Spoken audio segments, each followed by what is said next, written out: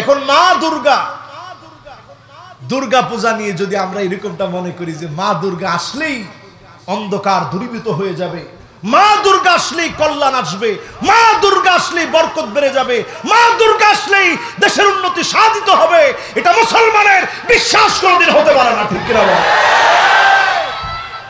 নিজেরা আপনি যা মনে করেন করেন, কিন্তু আপনি যদি নিজেকে মুমিন মনে করেন, আপনি মা দুর্গাকে দিয়ে কল্যাণ সাধন করা, এটা বলার সঙ্গে সঙ্গে আর ঈমান আপনার থাকবে না। ঠিক কিনা বলেন? তাহলে হুজুর আমরা কি করব? আপনার দায়িত্ব হচ্ছে আপনি সেখানে যাবেন, আপনি সেখানে যাবেন, আপনি গিয়ে বলবেন এই দুর্গা উৎসবে আপনারা উৎসব পালন করেন, এটা আপনাদের উৎসব, এই উৎসবে যদি কোনো মুসলমান বাধা দেয় আমরা তার বিরুদ্ধে লড়াই করব, আপনাদের কোনো মূর্তির কোনো ক্ষতি হবে এটা মুসলমান দেবে না, নির্বিঘ্নে আপনারা আপনাদের উৎসব পালন করতে পারবেন, কিন্তু কোনো মুসলমান এখানে ঢুকতে পারবে না। ঠিক কিনা? আর যারা এমন কথা বলে যার কারণে ঈমান ধ্বংস হয়ে যায় মুসলমান, তাদের তওবা করে জাতির সামনে এটা বলা দরকার, যেই কথাটা আমি না বুঝে বলে ফেলছি, আল্লাহ আমারে মাফ করে দিক। যারা পূজাকে কেন্দ্র করে এই জাতীয় নানা কথা বলে ফেলেন, তওবা করে ফিরে আসেন। আল্লাহ বলছে ওয়াহযারহুম, তাদেরকে সতর্ক করো। এই দায়িত্ব আজকে বাংলাদেশের প্রত্যেকটা আলেমের, তাদেরকে সতর্ক করে দেওয়া, না হলে আল্লাহর সামনে মুখ দেখানো যাবে না। ঠিক কিনা বলেন? এই কথা কি আমার না কোরআনের? সবাই একটা আওয়াজ করে বলেন আমার না কোরআনের? আল্লাহ কি বলছেন? আল্লাহ বলছেন ওয়াহযারহুম, হে রাসূল তাদেরকে সতর্ক করে দেন। কি বিষয়ে সতর্ক করবেন? আইয়ুফতিনুকা, যদি তারা কোনো ফতোয়া তোমাদের মধ্যে দিতে চায়, আম বাদি মা আনজালাল্লাহু ইলাইক, এই কোরআন আল্লাহ অবতীর্ণ করেছে, এই কোরআনের উপরে যদি তারা কোনো ইলজাম লাগাতে চায়, এই কোরআনের উপর দিয়ে যদি কোনো ফতোয়াবাজি করতে চায়, ইসলামের ধর্মকে সার্বজনীন না বলে তাদের পূজাকে যদি সার্বজনীন বলে, এটার বিরুদ্ধে কথা বলা মুসলমানের দায়িত্ব। ঠিক কিনা বলে? তারা যদি বলে ধর্ম যার যার, উৎসব উৎসব সবার, এটা যদি বলে, তখন এটার বিরুদ্ধে প্রতিবাদ করা আমার কোরআন বলছে এটা তোমার দায়িত্ব। ঠিক কিনা বলে? আপনারা কি আমার উপর রাগ করছেন? করলে করলে কিছু যায় আসে না। কোরআন বলছে এই বিষয়ে সতর্ক করার জন্য। আমি কোরআন হাতে রেখে এই সতর্ক বাণীটুকুন দিতে চাই। বহু লোক থাকবে সকাল বেলায় ওই লোকটা মুসলমান, সন্ধ্যা বেলায় ওই লোকটা মুশরিক হয়ে যাবে, ওই লোকটা জানেও না। এজন্য এই সময়ে আখিরুজ জামান, শেষ জামানায় অধিকাংশ মানুষ সকালে মুসলমান থাকবে, সন্ধ্যায় মুশরিক হয়ে যাবে। বাঁচার জন্য অধিকাংশ সময় ঠোঁটের মধ্যে জিকির চালু রাখবেন। নবীজি বলছেন জাদ্দিদু ঈমানাকুম, ঈমানটাকে নতুন করো, ঈমানটাকে নবায়ন করো। সাহাবায়ে কেরাম প্রশ্ন করলেন কেমনি ঈমান নতুন করব, নবায়ন করব? আল্লাহর হাবিব বললেন কাসিরু যিকরা লা ইলাহা ইল্লাল্লাহ। সবাই বলেন কি? জোরে। এই লা ইলাহা ইল্লাল্লাহ পড়লেই ঈমানটাকে আবার আল্লাহ নবায়ন নতুন করে দিবে। আল্লাহ আমাদের ঈমানটাকে নতুন নবায়ন করে দিক, পড়েন আমিন। 3 নাম্বার শেষ। কয় নাম্বার? এবার কয় নাম্বার? 4 নম্বরে আল্লাহ রাব্বুল আলামিন বলেন ফাইন তাওয়াল্লাউ ফাআলাম আন্নামা ইউরিদুল্লাহু আন ইউসিবাহুম বিবা'দি যুনুবিহিম। আল্লাহ রাব্বুল আলামিন বলেন তারপরেও যদি তারা ঘাড়তারামি করে, মুখ ফিরায় নেয়, ফাইন তাওয়াল্লাউ, যদি তারা মুখ ফিরায় নেয়, যদি তারা ঘাড় ঘুরায় নেয়, মুখটাকে ঘুরায় নেয়, ফালাম, নবী জেনে রাখেন আমি আল্লাহ তাদেরকে ধরব বিবাদি যুনুবিহিম, কিছু কিছু অন্যায়ের কারণে, সব অন্যায়ের কারণে ধরব না, কিছু কিছু অন্যায়ের কারণে ধরব, পাকড়াও করব, কিছু কিছু আযাব দিব। এই যে জলোচ্ছ্বাস আসে, ঘূর্ণিঝড় আসে, 6 মাসে এই বাংলাদেশে 8 বারের মতো ভূমিকম্প হয়েছে, থেমে থেমে ভূমিকম্প হচ্ছে। নেপালে ভূমিকম্প হয়ে গেল, বাংলাদেশের টেকটনিক প্লেটটা কেঁপে কেঁপে থরথর করে জায়গা থেকে অন্যদিকে সরে যাচ্ছে। আশঙ্কা করা হচ্ছে বড় ধরনের ভূমিকম্প হতে পারে। বিবাদি যুনুবিহিম, কিছু কিছু আযাব দিয়ে আল্লাহ পাকড়াও করবে। এই ভূমিকম্প কিছু কিছু আযাব খসফুন ওয়া মাসখুন ওয়া কাযাফুন, উপর থেকে পড়ে মানুষ মারা যাবে, চেহারা বিকৃত হয়ে যাবে, চেহারাগুলা বিকৃত হয়ে যাবে, জমিনগুলা ফেটে বিধ্বস্ত হয়ে যাবে, ফসলগুলা আগুনে পুড়ে সারখার হয়ে যাবে, অদৃশ্য আগুন এসে জ্বালায়া পুড়ায়া সারখার করে দিবে। বিবাদি যুনুবিহিম, আমাদের কিছু কিছু অন্যায়ের কারণে যিনি পাকড়াও করে ফেলবেন তিনি কে? তওবা করেন মুসলমান। যদি ঘাড় ঘুরে নেন কোরআনের কথা শোনার পরেও আপনি যদি নিজের অনেক বড় মনে করেন, নমরুদ আর ফেরাউনের মতো অহংকার আর দাম্ভিকতা দিয়ে যদি মুখ ফিরায় নেন, যিনি পাকড়াও করবেন তিনি কে? কয় নাম্বার? সবাই বলেন এবার কয় নাম্বারে? 5 নাম্বার।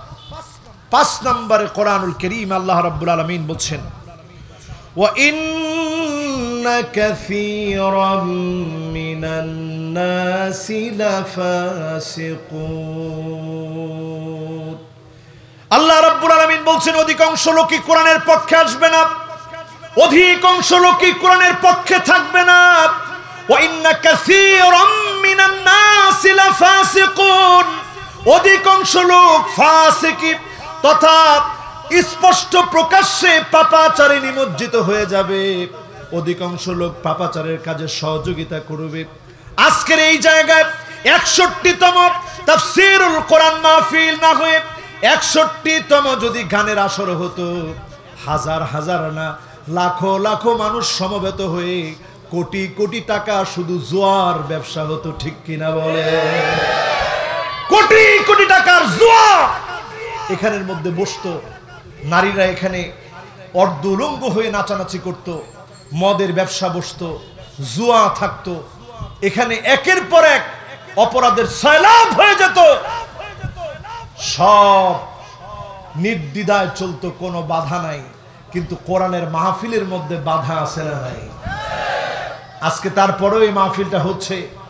আমি এই এলাকার প্রশাসনকে দোয়া করি, যারা আজকের এই মাহফিল করতে দিয়েছে, 61 বছরের ঐতিহ্য নষ্ট হয় নাই। আল্লাহ পাক এই মাহফিলকে কবুল করে তাদেরকেও কবুল আর মঞ্জুর করুক, পড়ে না আমি। কয় নাম্বারে আসি ভাই? অধিকাংশ মানুষ কি কথা কয় না? অধিকাংশ মানুষ কি? ফাসিক। ফাসিক মানে প্রকাশ্যে পাপ করে। আমাদের সমাজে এমন হয়েছে, প্রকাশ্যে পাপ করে, বুক ফুলায় পাপ করে। আমার চিনোস, আমার নামটা জেনে রাখিস, ঠিক কিনা বলেন? জনগণের সামনে থাপ্পড় দি এর বেকে আমার চিনোস, নামটা জেনে রাখিস আমার।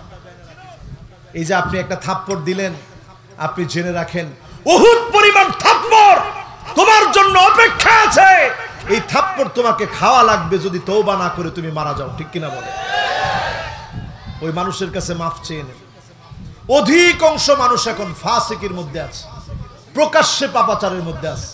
যারা প্রকাশ্যে পাপাচার করে তারাই দেখবেন প্রকাশ্যে কোরআনের মাহফিলে এসে বাধা দিতেও ভয় পায় না। এরকম খবর আসেনি নোয়াখালীতে? হয়েছিনি কখনো? যারা নোয়াখালীরে খুব ভালোবাসে মাথা দুই দিকে নাড়ায় কয় জি না হুজুর, এরকম হয়েছিনি কখনো? আল্লাহ মাফ করুন, বলে না আমিন। ফাসিক যারা, তারা প্রকাশ্যে পাপে নিজেদেরকে সম্পৃক্ত করবে, মানুষকে সাক্ষী বানাবে। এরপরে আল্লাহ রাব্বুল আলামিন 6 নম্বরে বলেন, আফা হুকমাল জাহিলিয়াতি ইয়াবগুন।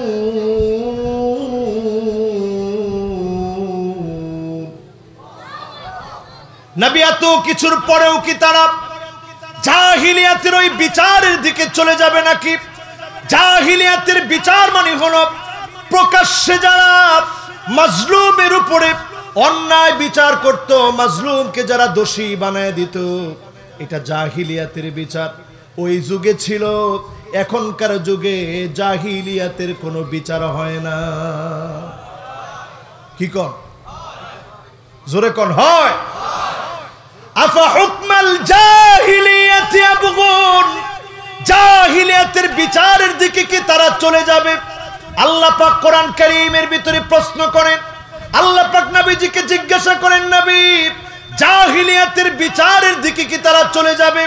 যেই সময়ে মানুষগুলা প্রকাশ্যে মেয়েদেরকে জীবন্ত কবর দিত, মেয়েদের কোনো সম্মান ছিল না, ইজ্জত ছিল না, সামান্য বিষয়কে কেন্দ্র করে যুগের পর যুগ, কালের পর কাল ধরে মারামারি চলতো, দিনের পর দিন তারা মারামারি কাটাকাটি করত। সেই জাহিলিয়াতের বর্বরতার দিকে চলে যাবে মানুষ। আজকের পৃথিবীর দিকে তাকায় দেখেন, এত সুন্দর কোরআনের বিধান থাকার পরেও লেলিন, মাওসেতুং, কালমার্সের নীতির দিকে মুসলমান আজ এখনো জঙ্গিবাদ আর মৌলবাদ বলে গালি দেয়, ঠিক কিনা বলেন?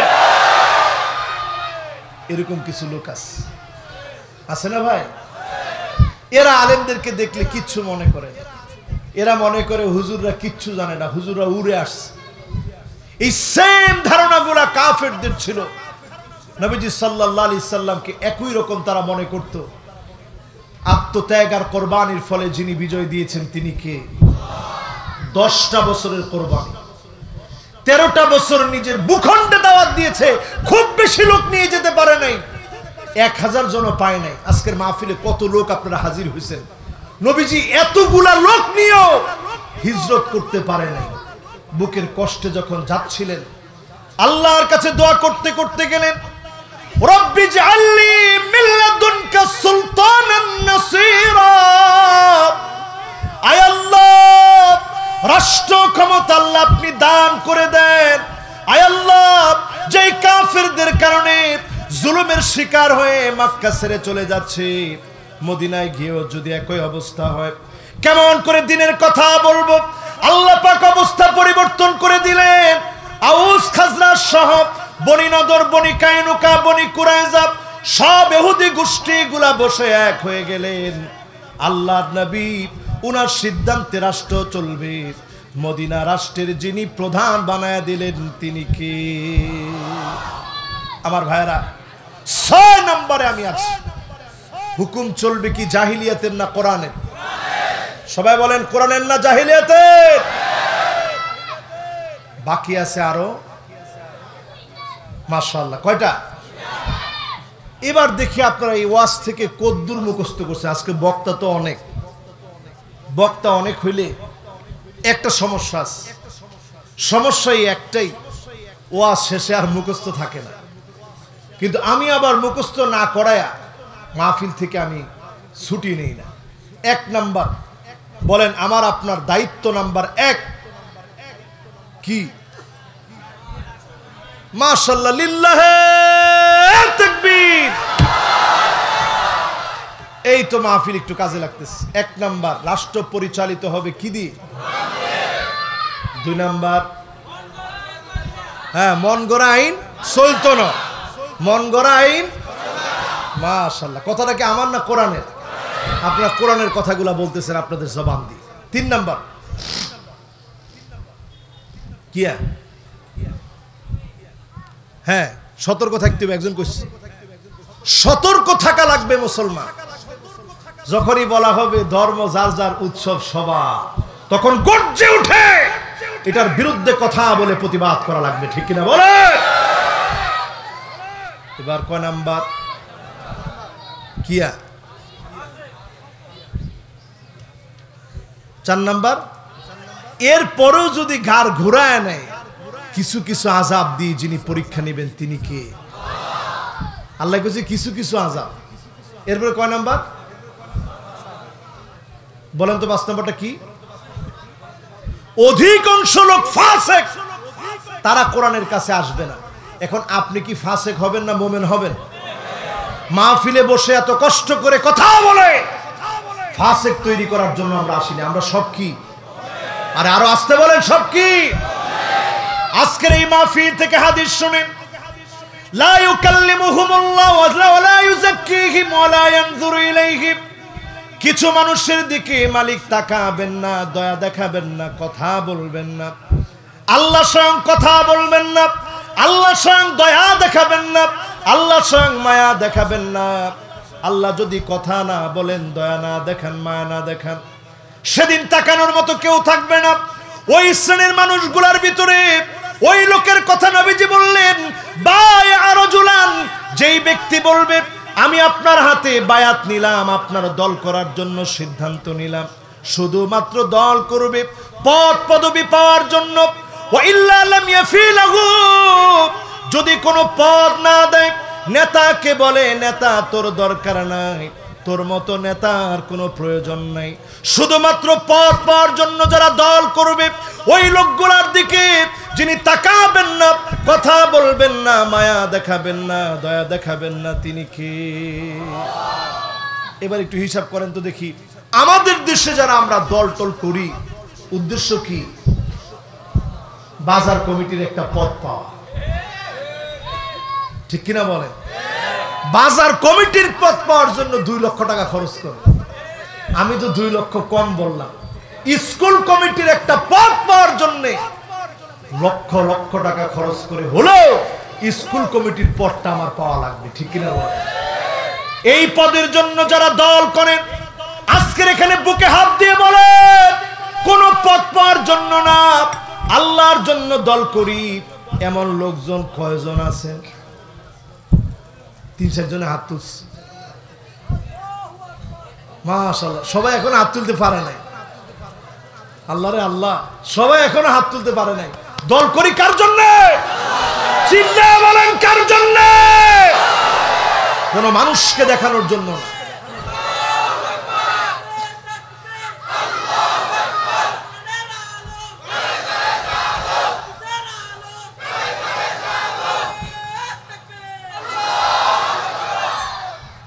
এটা আমলে আনবেন, পারবেন না ইনশাআল্লাহ?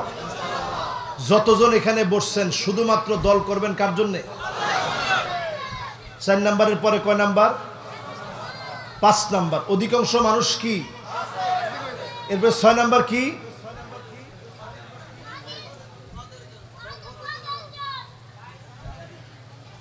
ছয় নাম্বার হচ্ছে নবী, তারা কি জাহিলিয়াতের দিকে চলে যাবে? অধিকাংশ মানুষ এই কোরআন পাওয়ার পরেও, নিজেকে মুসলিম বলে পরিচয় দেওয়ার পরেও যারা জাহিলিয়াতের দিকে দৌড়ায়, তারা সত্যিকারের মোমেন হতে পারে নাই, ঠিক কিনা বলে? এটা 6 নাম্বার। বাকি আছে 2টা। আমাদের সময়ও একেবারে শেষ। আমি কি আর 5 মিনিট সময় নিব? নেই?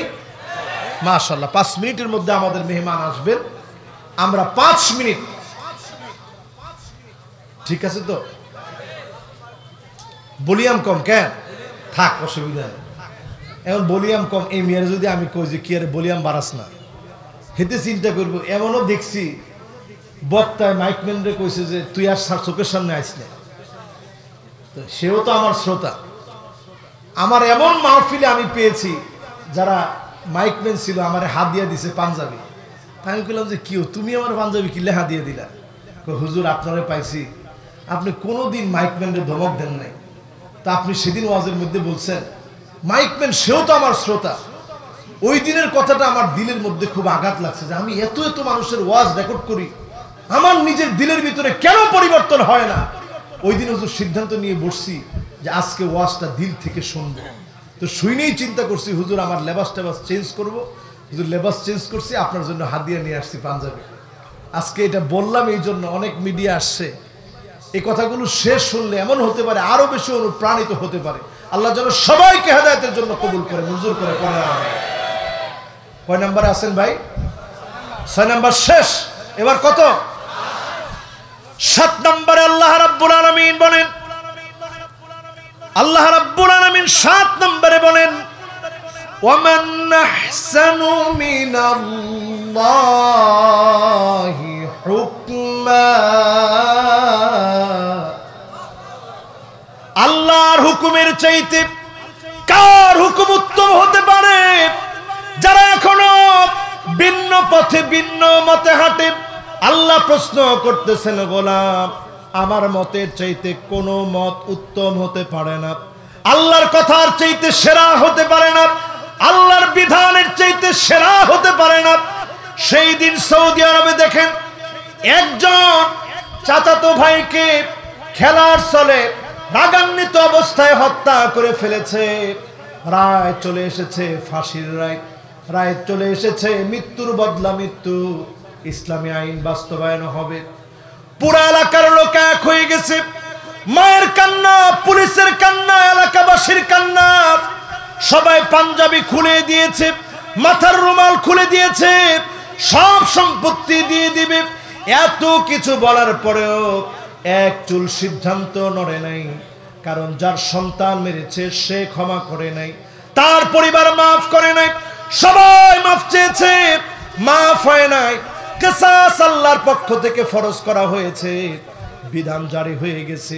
আজকেও যদি বিধান জারি থাকতো, আমার দেশের হত্যা, আমার দেশের রাহাজানি, আমার দেশের অন্যায়, আমার দেশের জেলাপ, আমার দেশের মত মন্ত্রণালয় দিয়ে যেগুলো বন্ধ করা যায় না, শুধু কোরআনের আইনের কারণে মুহূর্তে যিনি বন্ধ করে দিতেন তিনি কে?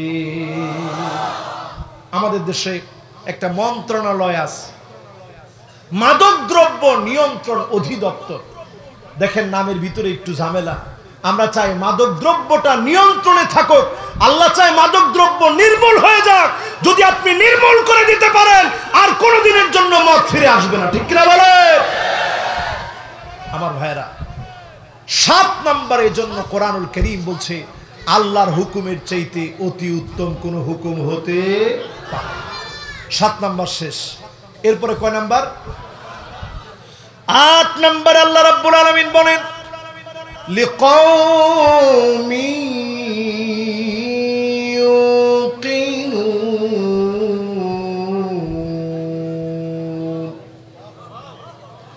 রব্বে কারীম বলেন সবাই কিন্তু কোরআনের রাজ কায়েম করবে না, কোরআন দিয়ে রাষ্ট্র চলুক সবাই চাবে না। লিকাওমি ইউকিনুন, প্রবল বিশ্বাসী যারা হবে তারাই কেবল কোরআনের কাছে আসবে। প্রবল বিশ্বাসীদেরকে কোরআনের কারণে যিনি বিজয় দান করে দিবেন তিনি কে? আমরা কি সেই বিজয় চাই? জোরে বলেন চাই। যদি সেই বিজয় চান, আল্লাহ রাব্বুল আলামিন অবশ্যই সেই বিজয় দিবেন। সেই বিজয় আসবে আসবে মুসলমান, শুধু নিজেকে পরিবর্তন করে নেন, যিনি আমাকে আপনাকে দিয়ে সমাজ পরিবর্তন করে দিবে তিনি কে? আমার ভাইরা, শেষ কথা বলি, এমন একটা সময় এখন, নিজেদেরকে সব সময় সতর্ক রাখবেন, সজাগ রাখবেন, সজাগ সচেতন থেকে আল্লাহর কাছে পানাহ চেয়ে এই সময়টাকে গনিমত মনে করে আগামীর পৃথিবী অনারবদের মধ্য থেকে যেই বড় সংখ্যক মানুষের ভূমিকা থাকবে লিখে রাখতে পারেন। বাংলাদেশ অগ্রগামী ভূমিকা পালন করবে, বাংলাদেশের মধ্য দিয়ে বহু বিজয় আগামী দিনে আসবে। শুধু যদি আপনি মুমিনের খাতায় নিজেকে উন্নীত করতে পারেন, আমাদেরকে দিয়ে যিনি বিজয় দিবেন তিনি কে? কোরআনুল কারীম আল্লাহ সেই কথাই বলেন, ওয়া আনতুমুল আ'লাউনা ইন কুনতুম মুমিনিন, তোমরাই সেরা হবে, তোমরাই সেরা হবে তোমরা যদি মুমিন হতে পারো। চিন্তা দুশ্চিন্তা কিছুই তোমাদেরকে নিঃশেষ করে দিবে না। দুশ্চিন্তা শেষ হয়ে যাবে, চিন্তার দিনগুলা ফুরায় যাবে, আবার সুদিন চলে আসবে, কালেমার রাজ কায়েম হবে। আমাকে আপনাকে দিয়ে যিনি বিজয় দিয়ে দিবেন তিনি কে?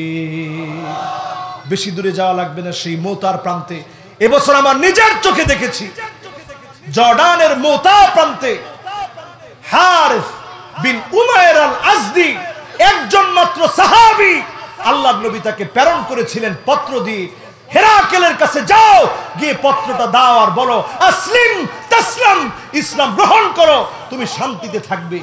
এই পত্র নবীজি নিজে পাঠালেন, আল্লাহর নবীর মুবারক হাতের ছাপ, নিজের আংটি মুবারক দিয়ে সিলমোহর দিয়ে হেরাকেলের কাছে আজিজুর রুম, রুমের বাদশার কাছে লিখে পাঠায়া দিলেন।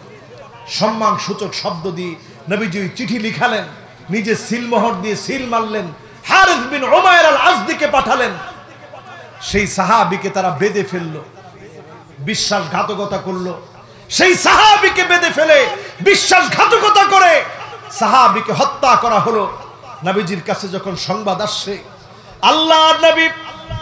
আল্লাহর নবী বললেন প্রকাশ্যে এটা জিহাদের ঘোষণা, আমার একজন সাহাবীকে হত্যা করেছে, তার মানে তাদের বিরুদ্ধে লড়াই করা লাগবে। আল্লাহর নবী শেষ সময়ে জিহাদের জন্য প্রস্তুতি নিলেন। শুধুমাত্র হারিস বিন উমাইর আল আজদি একজন সাহাবীকে শহীদ করেছে। আল্লাহর নবী আর দেরি করে নাই, আল্লাহর নবী সাহাবায়ে কেরামদেরকে উদ্বুদ্ধ করেছে। 3000 সাহাবীকে আল্লাহর নবী প্রেরণ করেছে 3 জন সেনাপতির নেতৃত্বে। একজন যায়েদ বিন হারিসা, নবীজি সাল্লাল্লাহু আলাইহি সাল্লামের পালক পুত্র, 55 বছর বয়স ছিল সেই সময়ে। আল্লাহর নবী তাকে প্রেরণ করে দিয়েছে। তিনি যাওয়ার সময় বারবার নবীজির দিকে তাকায় কাঁদতেছে আর বলতেছে, আমার মনে হয় জীবনে আর কোনোদিন নবীজির সঙ্গে দেখা হবে না। আরেকজনকে নবীজি সেনাপতির নাম ঘোষণা করলেন, জাফর বিন আবি তালেব, নবীজির আপন চাচাতো ভাই। তার নাম নবীজি বললেন আলী রাদিয়াল্লাহু তাআলা আনহুর ভাই। আল্লাহর নবী সেনাপতি ঘোষণা করলেন আব্দুল্লাহ বিন রাওয়াহাকে। চলে গেল সেই মুতা প্রান্তে।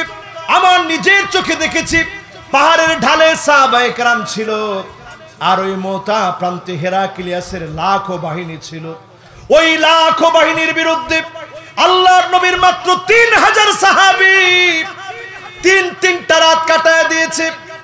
আব্দুল্লাহ বিন রাওয়াহা ওই ময়দানের ভিতরে ভাষণ দিয়ে বলেছে, আমার ভাইরা, আজকের এই ময়দান থেকে আমরা পিছপা হয়ে যাব না। প্রয়োজনে একজন করে প্রত্যেকে শহীদ হয়ে যাব, রক্ত ঝরাবো। এই জমিনে রক্ত পূর্বে একজনও বিদায় নেব না, একজনও বাড়ি ফিরে যাব না।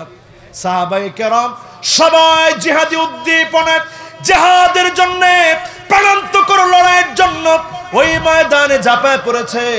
12 জন সাহাবী শহীদ হয়ে গেছে। একে একে যায়েদ বিন হারিসা শহীদ হয়ে গেছে। জাফর বিন আবি তালেব, যাকে আল্লাহর নবী বলেছেন তৈয়ার, ইসলামের জন্য 2টা হাত কেটে গেছে। বাহুদ্বীপ কালেমার পতাকা উঁচা করে রেখেছে, নিজের জবান দিয়ে উঁচা করে রেখেছে। তারপরে আব্দুল্লাহ বিন রাওয়াহা পতাকাকে নিজের বুকের সঙ্গে লাগায়া উঁচা করে রেখেছে। আব্দুল্লাহ বিন রাওয়াহা শহীদ হয়ে যাওয়ার পরে ওই প্রান্তে খালিদ বিন ওয়ালিদের নেতৃত্বে 9টা তরবারি ভেঙে গেছে। তারপরেও জিহাদের ময়দান ছাড়ে নাই। 9টা তরবারির পরে ইয়ামেনি সামান্য ছোট একটা ছুরি ছিল।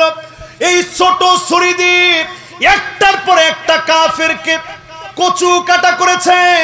ওই ময়দানে বিজয় এসেছে। যিনি কালেমার পতাকা উড্ডীন করে দিয়েছেন তিনি কে? সেই সময়ের সুপার পাওয়ার, আজকের আমেরিকার মতো ক্ষমতাধর হেরাক্লিয়াসের বাহিনী চিন্তাও করতে পারে নাই এই বিপর্যয়ের কথা। ওই প্রান্তে বিপর্যয়ের শিকার হয়েছে, মুসলমান বিজয়ী হয়েছে। আজও যদি আমরা হিম্মত নেই, হামাসের পক্ষে আর কিছু করতে না পারি, অন্তত দোয়া করে, রোজা রেখে, দান সদকা করে আমার মুসলমান ভাইদেরকে যদি সহযোগিতা করতে পারি, বিশ্বাস করেন যিনি বিজয় দিবেন তিনি কে? 3000 সাহাবী গেছে জিহাদের ময়দানে, আর হাজারো সাহাবী নবীর সঙ্গে দোয়া করেছে। জিবরিল এসে বলছে, ইয়া রাসূলুল্লাহ, যায়েদ বিন হারিসা এই মুহূর্তে শহীদ হয়ে গেছে, জাফর বিন আবি তালেব শহীদ হয়ে গেছে। আল্লাহর নবী কেঁদেছেন চিৎকার করে। দেখেছেন জাফর বিন আবি তালেব জান্নাতের ভিতরে পাখি হয়ে দুনিয়ার হাত হারায় ফেলেছে। জান্নাতে আল্লাহ পাক ডানা দিয়ে উড়ে বেড়াচ্ছে। জোরে করে আল্লাহু আকবার। ওনার নাম তৈয়ার। যারা এখানে বসছেন, হিম্মত হারাবেন না মুসলমান। সর্ব অবস্থায় মনে রাখবেন বিজয় সুনিশ্চিত। নাসরুম মিনাল্লাহি ওয়া ফাতহুন করিব ওয়া বাশশিরিল মুমিনিন। মুমিনদেরকে যিনি অবশ্যই শুভ সংবাদ দিয়ে সাহায্য দান করে সুনিশ্চিত বিজয় দান করবেন তিনি কে? আল্লাহর কাছে সে বিজয় কামনা করে মাজলুম ফিলিস্তিনের মুসলমানদের পক্ষে দোয়া আছে। আজকের মাহফিল থেকে বিদায় নিচ্ছি। বিমাশিয়াতিল্লাহি তাআলা ওয়া বিতৌফিকিহি। সময় সুযোগ হলে আবার দেখা হবে, কথা হবে। এরপরে তোমরা তওবাও করো না, ফিরে আসো না, আল্লাহর কাছে মাফ চাও না। এমন দৃশ্য ভিডিও দেখেছি, মানুষের পা চলে যাচ্ছে অবলীলায়, তার জন্য সাহায্য না করে মানুষ ভিডিও করছে। পাশবিকতা মানুষের ভিতরে বেড়ে গিয়েছে, মানুষের ভিতরে হিংস্রতা বেড়ে গিয়েছে। একজন আরেকজনের জন্য কল্যাণকর কাজ না করে ভিডিও নিয়ে যখন তামাশা করছে, এর মধ্যে প্রাণগুলো একে একে চলে গেল। এই ধরনের দৃশ্যগুলা মনে করায় দেয় এগুলো আল্লাহর তরফ থেকে পরীক্ষা। মা ইউসিবুল মুসলিমা মিন নাসাবিন ওয়ালা ওয়াসাবিন ওয়ালা হাম্মিন ওয়ালা হুজনিন ওয়ালা গাম্মিন হাত্তা শাওকাতি ওয়াশাকুহা ইল্লা কাফফারাল্লাহু বিহা মিন খাতায়া।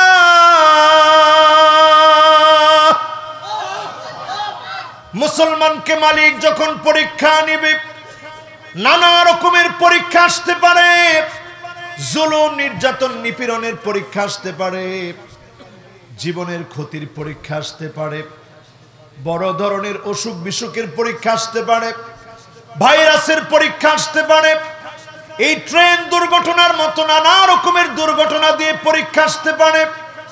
মুমিন যদি পরীক্ষা মনে করে এই সময়টাকে নিজেকে পরিবর্তনের জন্য কাজে লাগায়, যিনি মুমিনের গুনাহ মাফ করে জান্নাতের দরজা বুলন্দ বানায় দিবেন তিনি কে? আজকে তাকায় দেখেন, আমার এই দুর্ঘটনার সময় পরিষ্কার আমার মনে হয়েছে ট্রেনের দুর্ঘটনার মধ্য দিয়ে অনেকে হাত হারিয়ে ফেলেছে, অনেকে পা হারিয়ে ফেলেছে। আর আমার ফিলিস্তিনে দিব্যি তাকায় দেখতেছে ভাইয়ের সামনে ভাই বোমা যখন এসে পড়েছে, ভাইটা শেষ হয়ে গেছে। এক ভাই আরেক ভাইয়ের কানের মধ্যে গিয়ে বলতেছে, হাল তাসমা মিন্নি ইয়া মুহাম্মদ, হে আমার ছোট ভাই মুহাম্মদ, তুমি কি আমার আওয়াজ শুনতে পাও? কোনো আওয়াজ আসে না। বড় ভাই হেঁটে যাওয়ার সময় বলছে, আর কোনো কথা বলতে পারলাম না, দুনিয়ায় আর দেখা না হলেও আল্লাহর জান্নাতে আল্লাহ যেন দেখা করায় দেয়। পড়েন আল্লাহু আকবার। আমার ভাইয়েরা, যতজন আমার সামনে বসছেন, 3 নাম্বার আলামত এটাও আমাদের চোখের সামনে চলে আসছে। 4 নম্বরে নবীজি বলেন, সুম্মা ইস্তিফাদাতুল মাল হাত্তা ইউতার রাজুল মিয়াতা দিনার ফায়াযাল্লু সাখিতা। একজন আরেকজনকে 100 দিনার দিয়ে দিবে, চেহারার ভিতরে কোনো আনন্দ থাকবে না, চেহারা মলিন হয়ে যাবে। 100 দিনার দিয়ে দেওয়ার পরেও চেহারার ভিতরে আনন্দ ফুটবে না, চেহারা মলিন হয়ে যাবে। আজকে তাকায় দেখেন আমাদের অবস্থা এমন হয়েছে, চেহারার ভিতরে আনন্দ নাই, অর্থ আছে, টাকা আছে, বত্ত বিহিবব সব আছে, বিত্তশালী আমরা হয়েছি, আমাদের সম্পদ আছে, টাকা পয়সা সব আছে, ধন দৌলত সব রয়েছে, কিন্তু আমাদের মনের ভিতরে এখন আনন্দ নাই। ঠিক কিনা বলেন? বাজারে 1000 টাকার নোট নিয়ে গেলে একটুখানি কাঁচামরিচ, পটল আর ডাল টাল যদি কিছু পাওয়া যায়, এছাড়া আর তেমন কিছু নিয়ে বাড়ি ফেরা যায় না। ঠিক কিনা বলেন? এই হচ্ছে বাজারের হাল। মানুষের মধ্যে হাতে টাকা থাকবে ঠিক আছে, কিন্তু চেহারার ভিতরে আনন্দ থাকবে না।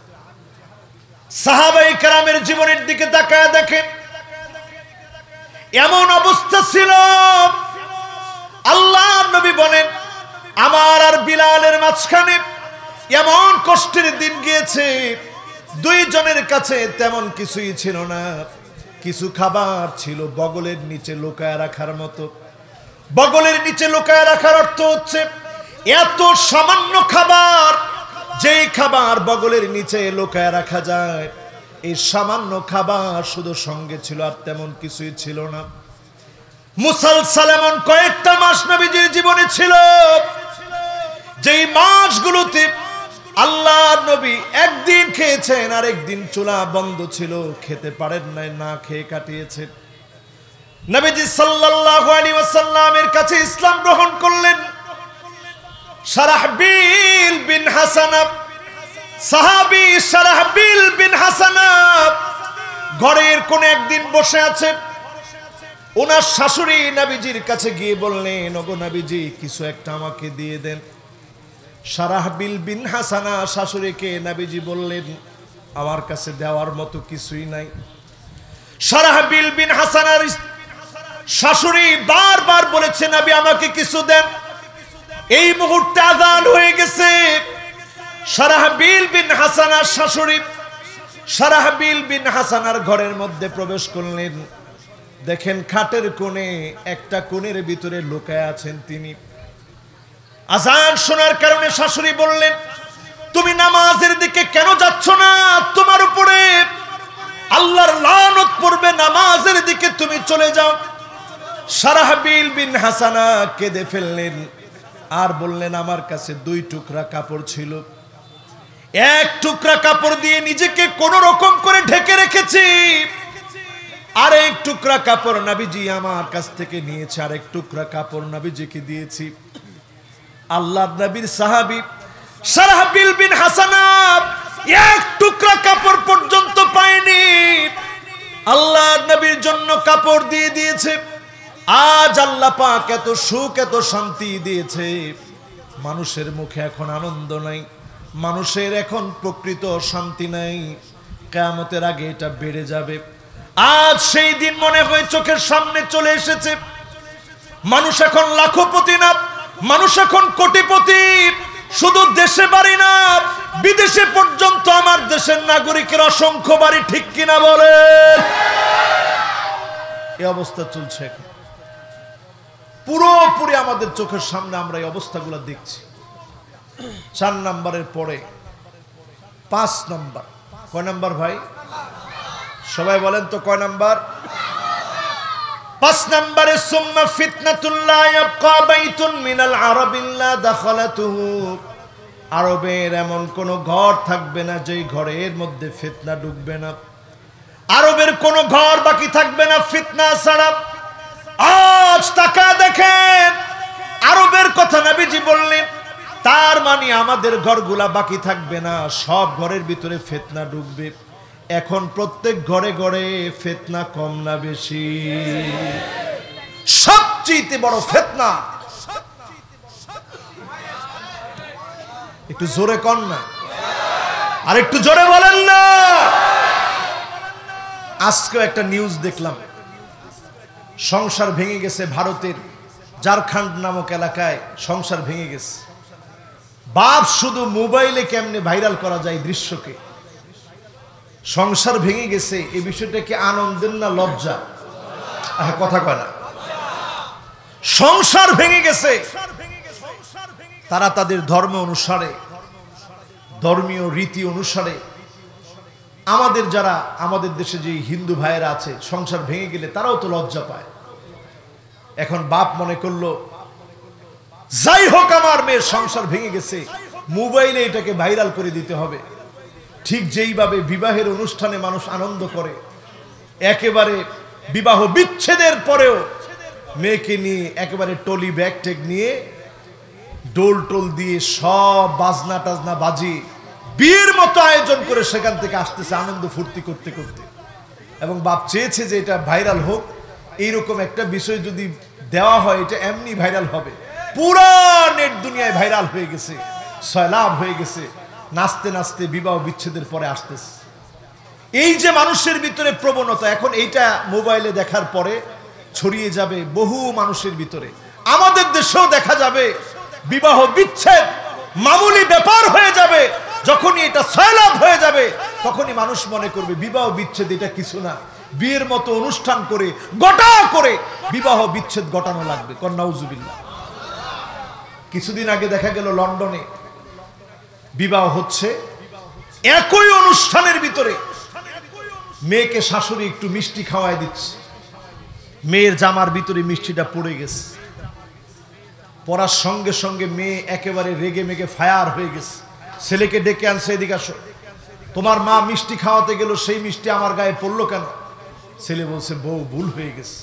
কয় না ভুল টুল বুঝি না, আমার এত দামি জামার মধ্যে পড়েছে, তোমার মা স্পষ্ট সবার সামনে মাফ চাইতে হবে।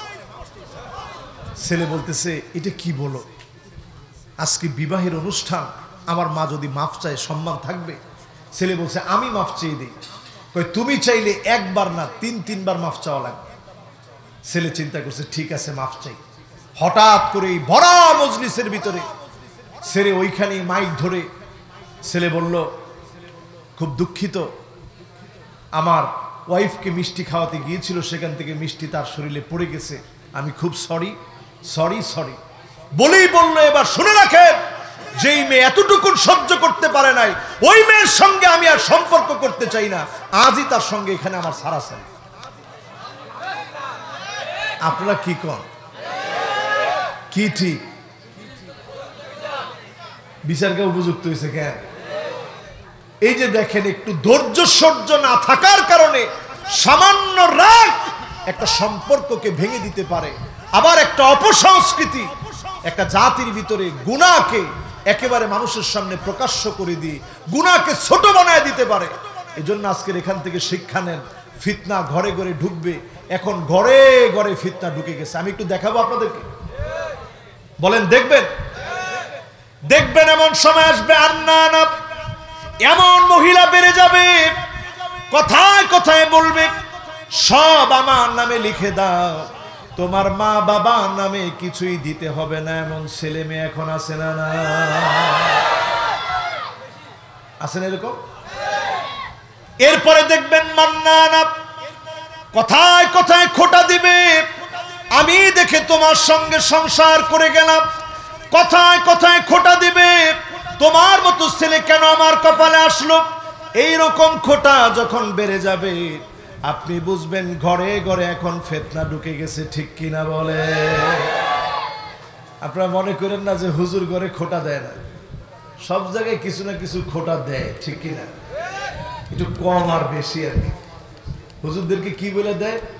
ওয়াজ সব জায়গায় করেন, এখানে ওয়াজ করার দরকার নেই। আমার কথা কয় না? বলে না? প্রিন্সিপাল হুজুর কি কয়? ও মা, প্রিন্সিপাল হুজুরও কয় যে হুজুর জি জি ঠিক আছে, ওয়াজ সব জায়গায় করেন, এখানে করার দরকার নেই।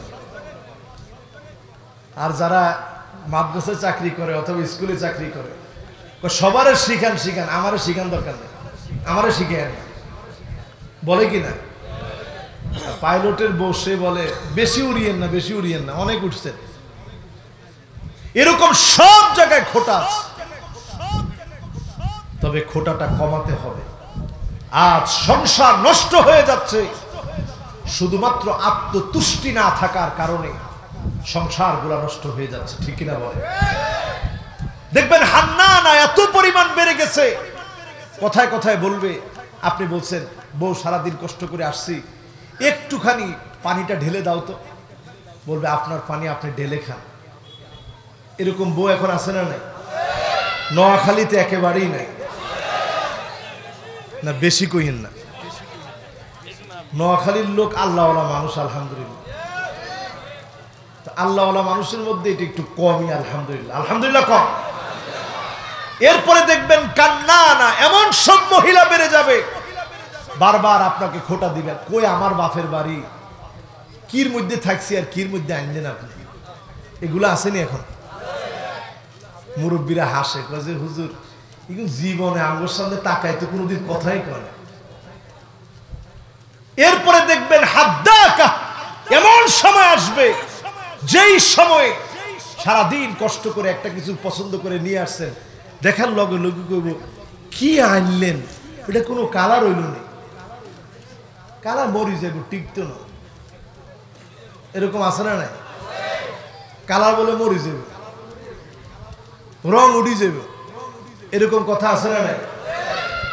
এরপরে দেখবেন সাদ্দাকা এমন সব মহিলা বের হবে, কথায় কথায় তর্ক করবে, স্বামীর সঙ্গে ঝগড়া করবে, এই আলামত গুলা বেড়ে যাবে। এরপরে দেখবেন বাররাকা শুধু তর্কই করবে না, স্বামীর গায়ে হাত তুলতে দেরি করবে না। এমন মহিলা এখন ঘরে ঘরে আছে না নাই? আমার তো মনে হয় অন্যগুলা না থাকলেও এটা একটু বেশি আছে। হ্যাঁ, ফেসবুকে দেখতেছিলাম এমন ফিডে ফিটছে তো হোলাইনে দিছে যে বিয়ের স্বাদ শেষ। হোলাইনে লিখছে আর কি যে বিয়ের আর স্বাদ নেই। এই হচ্ছে এখন ফিতনা। লা ইয়াবকা বাইতুন মিনাল আরাব ইল্লা দাখালাতহু, এমন কোন ঘর থাকবে না যেখানে ফিতনা ঢুকে নাই। আজকে ঘরে ঘরে তাকায় দেখেন ফিতনা এখন আছে না নাই? আল মারআল মুতারাজ্জিলা আল মুতাশাব্বিহাতু বিররিজাল, অধিকাংশ মহিলা দেখবেন এমন হয়ে যাবে, পুরুষের মতো চলবে, পুরুষের মতো পোশাক পরবে, প্যান্ট পরবে, শার্ট পরবে, গেঞ্জি পরবে, বুড়ো প্লাগ করবে, চুলগুলার মধ্যে আগলা চুল লাগাবে, ট্যাটু আঁকবে শরীরের ভিতরে। আল মুতাফাল্লিজাত, দাঁতগুলাকে কেটে চিকন করবে। এমন ফিতনাগুলো এখন ঘরে ঘরে আছে না? না, ঢুকে গেছে ফিতনা, ঠিক না ভাই? এবার 6 নম্বরে যাই। কয় নাম্বার? মনোযোগ আছে তো আপনাদের? লিল্লাহে তাকবীর, মাশাআল্লাহ। কয় নাম্বার? 6 নাম্বার চলে। 6 নম্বরে আল্লাহর হাবিব বলেন, শোনো, সুম্মা হুদনাতুন তাকুনু বাইনাকুম ওয়া বাইনা বানিল আসফার, তোমাদের সঙ্গে আর খ্রিস্টানদের সঙ্গে চুক্তি হবে। আজকে দেখেন সব খ্রিস্টানগুলো এক হয়ে গেছে।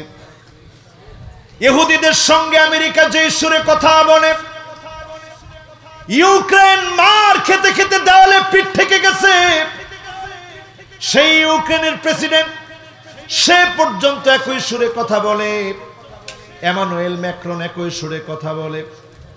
আজকে যখন তারা সব এক হয়ে যাচ্ছে, রাশিয়ার কিছু সংখ্যালঘু, রাশিয়ার কিছু খ্রিস্টান, রাশিয়া এমনিতে পুরো রাশিয়া বিধর্মী হওয়ার পরেও, নাস্তিক হওয়ার পরেও অর্থোডক্স কিছু খ্রিস্টান আছে, যারা এক সময় বাইজেন্টাইন সম্রাটদের সময় ইস্তাম্বুলে ছিল। এই মানুষগুলা সেই সময় সুলতান মুহাম্মদ আল ফাতেহের বিজয়ের পরে চলে গেলেন রাশিয়াতে। তাদের সঙ্গে আজ মুসলমানের চুক্তি হচ্ছে। এই চুক্তির পরে রেজাল্ট কি হবে? আল্লাহর নবী বলেন এই চুক্তি হবে। আজকে দেখেন সারা ইউরোপের এক অবস্থা, সারা মধ্যপ্রাচ্যে, এখনো মধ্যপ্রাচ্যের লোকেরা যখন ঘুমায় আছে, খ্রিস্টানরা এক হয়ে গেছে, ঈদের সঙ্গে তাল মিলায় মুসলমানদেরকে মারছে। আমার মুসলমানের পক্ষে কথা বলার কেউ নাই। আল্লাহর হাবিব বলে গেলেন তাদের পক্ষ থেকে একটা দল সহযোগিতা করবে, ফায়াকদিরুন, অতঃপর তৃতীয় বিশ্বযুদ্ধের আগে গাদ্দারি করে ফেলবে। যার যার চিন্তা চলে আসবে। তাহতা সামানিনা গায়াব, 80টা দলে বিভক্ত হবে। তাহতা কুল্লি গায়াতিন 12 আলফা, এক একটা পতাকার নিচে 12,000 করে সৈন্য হবে। এটা হবে তৃতীয় বিশ্বযুদ্ধের আগে। আজকের এই সংখ্যা, আজকের এই অবস্থা, আজকের ফিলিস্তিনের এই ভয়াবহতা, বাইতুল মুকাদ্দাস শুধু ফিলিস্তিনের জন্য নয়, গোটা মুসলিম উম্মার জন্য বাইতুল মুকাদ্দাস আমাদের প্রথম কিবলা। 16 কিংবা 17 মাস সেই দিকে ফিরে নবীজি নামাজ আদায় করেছেন। সেই বাইতুল মুকাদ্দাসকে যদি তারা ছিনায় নেয়, এমন একটা যুদ্ধক্ষেত্র তৈরি হবে, তৃতীয় বিশ্বযুদ্ধের দিকে চলে যাবে। ও মুসলমান, সজাগ হয়ে যান। আগামীর পৃথিবী মুসলমানদের নেতৃত্বে আসবে। মুসলমানদেরকে যিনি বিজয় দিয়ে দিবেন তিনি কে? এই বিজয় আসার জন্য আমার আপনার পরিবর্তন লাগবে। মুসলমান, আমার আপনার কাজ কি? সূরা মায়দার ভিতরে আল্লাহ রাব্বুল আলামিন বিশেষ কিছু কাজের কথা বললেন। শোনার সময় আছে তো ইনশাআল্লাহ? আমাকে টাইম দেওয়া হয়েছে মাত্র রাত 9টা অবধি। এই 9টার ভিতরেই আমি আপনাদেরকে চেষ্টা করব আমার আলোচ্য আয়াতে কারিমার উপরে একটু যেন আপনাদেরকে বলতে পারি। আল্লাহ যেন তৌফিক দান করেন। পড়েন আমিন। 2টা আয়াতে কারিমা থেকে আগামীর পৃথিবীর ভয়াবহ সময়ের প্রস্তুতির জন্য 2টা আয়াতে কারিমা থেকে কথা শোনাতে চাই। হতে পারে আমার দেশের অবস্থা ভয়াবহ হয়ে যেতে পারে, ঠিক কিনা বলেন? আরো আসতে বলেন। এমনি এখন শুনতে পাচ্ছি পাল্টি 28 অক্টোবর নিয়ে যেইভাবে শুরু হয়েছে, কি হয় আল্লাহ জানে। আরে কথা কয় না? পরিস্থিতি যেই দিকেই যাবে মুসলমান, সূরা মায়দার 2টা আয়াত মাথায় রাখবেন। 49 এবং 50 নং আয়াতে কারিমা মাথায় রাখবেন। অবশ্যই যিনি আমাকে আপনাকে দুইটা আয়াত দিয়ে চললে কবুল করে নেবেন তিনি কে? দুইটা আয়াতে কারিমা 8টি বিষয় সম্পর্কে আল্লাহ বলেছেন। কয়টা? 8টা। কয়টা? সবাই বলেন আরো জোরে। 1 নাম্বার বিষয় হলো وأنحكم بينهم بما أنزل الله।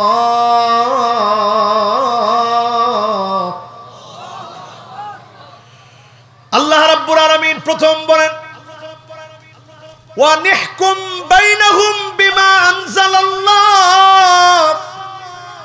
নবী আপনি বিচার করবেন, ফয়সালা করবেন, হুকুম জারি করবেন, বিধান কায়েম করবেন।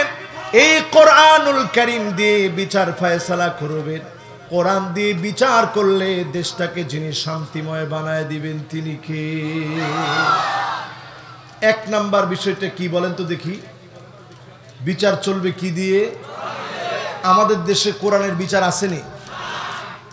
কোরআনের বিচার আমাদের দেশে হোক, এটা আমরা মাদ্রাসার লোকেরা চাইনি। আরে কথা কয় না, চাই। প্রিন্সিপাল সাহেব একলা হাত তুলবেন, আমরা সবাই হাত তুলব। এই মাদ্রাসার মাহফিল থেকে আমরা চাই দেশটা কোরআন দিয়ে চলুক, চাই। কারা কারা চাই দুটো হাত তুলে আল্লাহকে দেখা।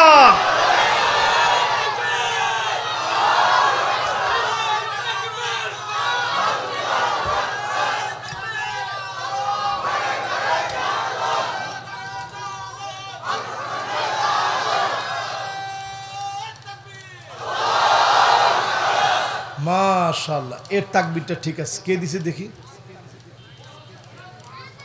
এখন ডরে আর কেউ হাত দেখান না, দেখছেন?